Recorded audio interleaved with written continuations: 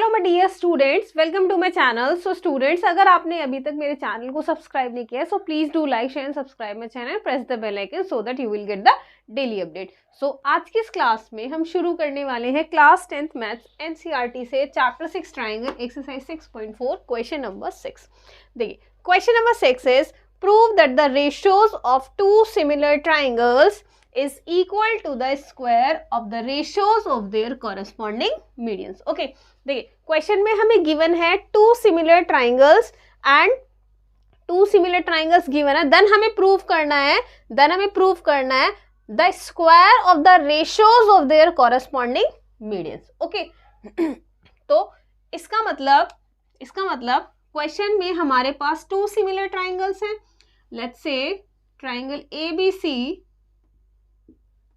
and triangle PQR and both the triangles are similar as the given condition in the question, so we can say that triangle ABC and triangle PQR are the similar। okay, so they are saying that कि हमें इस triangle में भी एक median given है, let's say the median is AD, and इस triangle में भी एक मीडियन गिवन है, let's say the triangle is PM। okay, so triangle ABC की मीडियन है AD एंड ट्राइंगल PQR की मीडियन है PM। तो इन्होंने कहा है कि ट्राइंगल ABC और ट्राइंगल PQR के जो एरिया का रेशो होगा वो इनकी मीडियन के रेशो के स्क्वायर के इक्वल होगा। ओके, सो देखो हमने आपको क्या बताया था कि जब भी कोई दो ट्राइंगल सिमिलर होते हैं सो उनके एरिया का ratio area of triangle ABC upon area of triangle PQR जो होगा उनकी कॉरेस्पॉन्डिंग साइड्स, जैसे कि AB अपॉन PQ का स्क्वायर, उसके अलावा BC अपॉन QR का square is equal to AC upon PR के होल स्क्वायर के इक्वल होगा। ओके, बट इस क्वेश्चन में हमें ये चीज प्रूव करके नहीं लानी है। इस क्वेश्चन में हमें क्या प्रूफ करके लाना है कि ये जो एरिया है वो साइड्स की इक्वल ना होके मीडियन के स्क्वायर के रेशो के इक्वल होगा। और मीडियन क्या है हमारी कि AD एंड PM। तो हमें ये चीज इस क्वेश्चन में प्रूव करके लेके आनी। ओके, सो क्वेश्चन को स्टार्ट करते हैं। मैं इसे यहां से हटा देती हूँ। ओके, सो स्टार्ट करते हैं क्वेश्चन। देखिए फटाफट से क्वेश्चन में हम सबसे पहले गिवन राइट करेंगे। ओके, देखिए सो गिवन है हमारे पास, गिवन क्या है हमारे पास कि triangle ABC is similar to triangle PQR। Okay, ABC PQR के सिमिलर है। तो जब सिमिलर होते हैं दो ट्राइंगल तो हमारे पास क्या क्या कंडीशंस होती हैं कि उनके कॉरेस्पॉन्डिंग एंगल्स आपस में इक्वल होते हैं एंड कॉरेस्पॉन्डिंग साइड्स का रेशो आपस में इक्वल होता है। ओके, अब रेशोज और एंगल्स का पता हम कैसे लगाते हैं, क्योंकि जिस फॉर्म में इन्होंने हमें गिवन किया है क्वेश्चन, जैसे कि ABC सिमिलर टू PQR, तो इसका मतलब A एंगल P के कॉरेस्पॉन्डिंग, B एंगल Q के कॉरेस्पॉन्डिंग और C R के कॉरेस्पॉन्डिंग। ओके, सो यही से ही हम साइड का रेशो भी फाइंड करेंगे। ठीक है, so two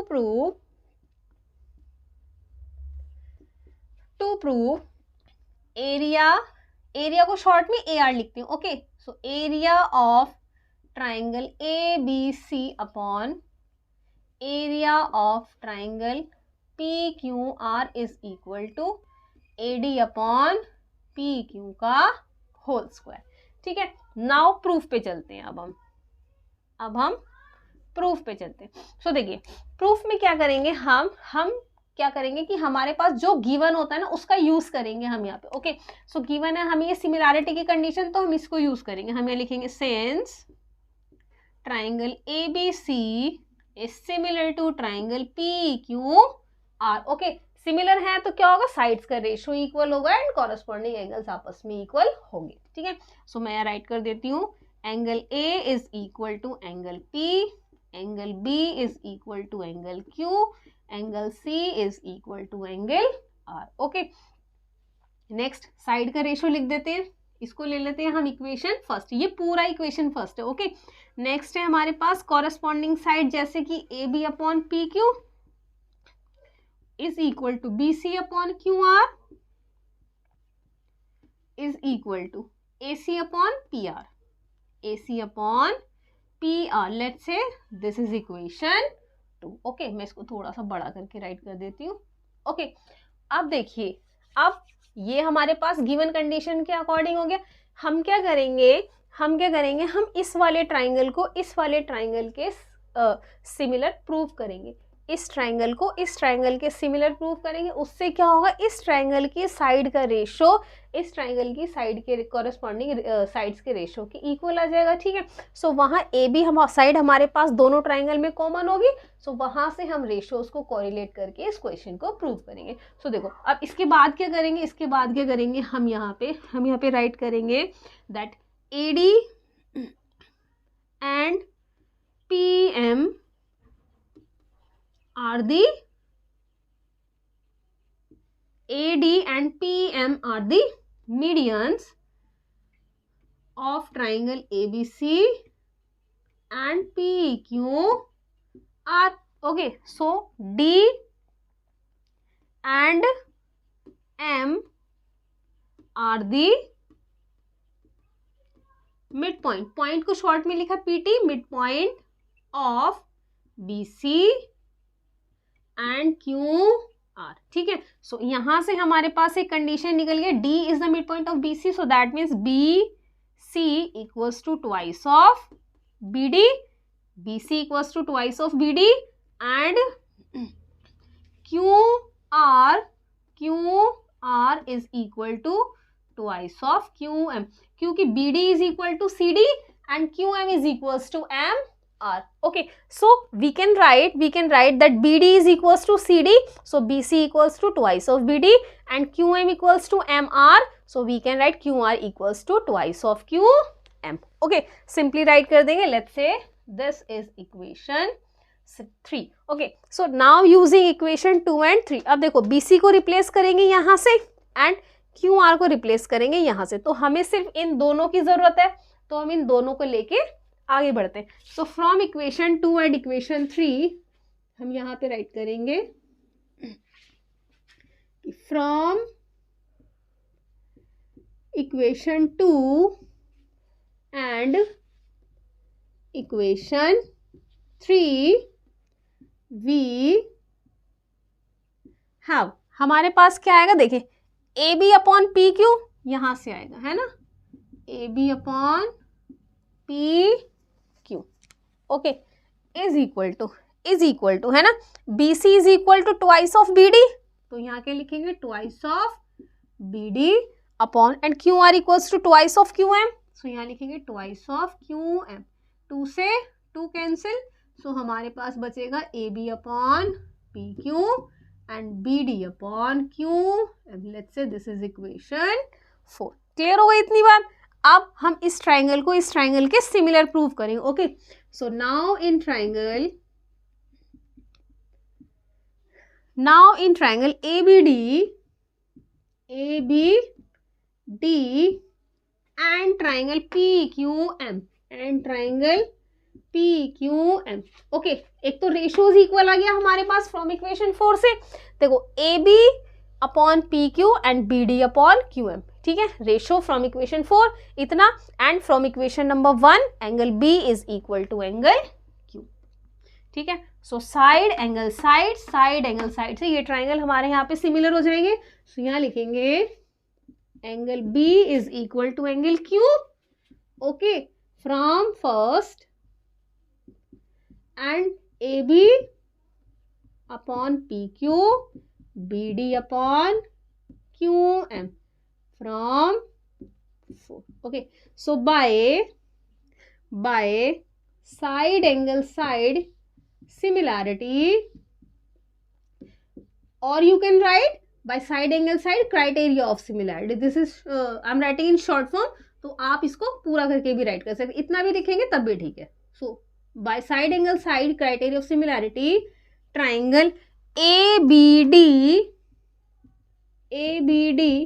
is similar to triangle P Q M. Okay, triangle P Q M. Okay, अब क्योंकि ये दोनों ट्राइंगल हमारे पास देखें यहाँ पे सिमिलर हो गए, तो इसका मतलब इनकी साइड्स का रेशो आपस में इक्वल होगा.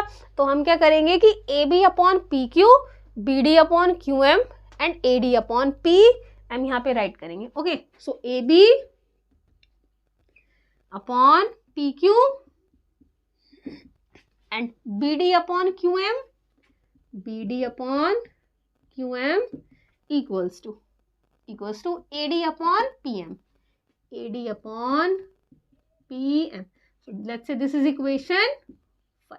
Okay, so now from equation second and 5 और एक इक्वेशन हमें और चाहिएगी, कौन सी वाली, कि जब दो ट्राइंगल सिमिलर होते हैं तो उनके एरिया का जो रेशियो होता है उनकी कॉरेस्पॉन्डिंग साइड्स के स्क्वायर के रेशियो के इक्वल होता है बाय थ्योरम 6.6. सो यहाँ पर हम राइट करेंगे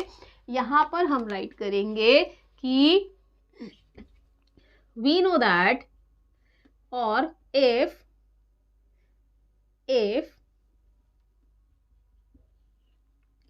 two triangles are similar, then the ratio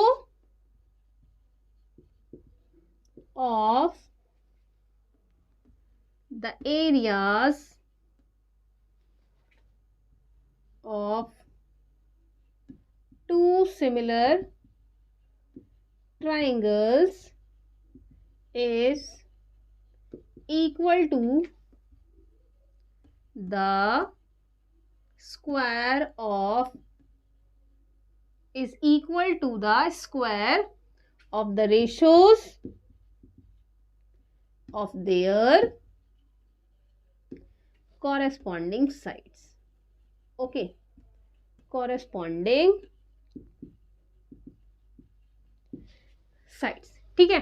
सो ये थ्योरम है हमारी, थ्योरम नंबर 6.6. देखिए इसका ना रिजल्ट लिखना है मुझे, सो मुझे थोड़ा सा ना स्पेस चाहिए, तो मैं यहाँ से रफ करने वाली हूँ. अगर आपने यहाँ पर अभी नोट नहीं किया तो आप इस वाले पार्ट को फटाफट से नोट करिए. ठीक है, तो मैं इसको यहाँ से हटा के थोड़ा सा यहाँ पे राइट करूँगी. 1 मिनट है ना. तो देखिए यहाँ के बाद मैं इसका रिजल्ट लिखने वाली हूँ यहाँ पर कि एरिया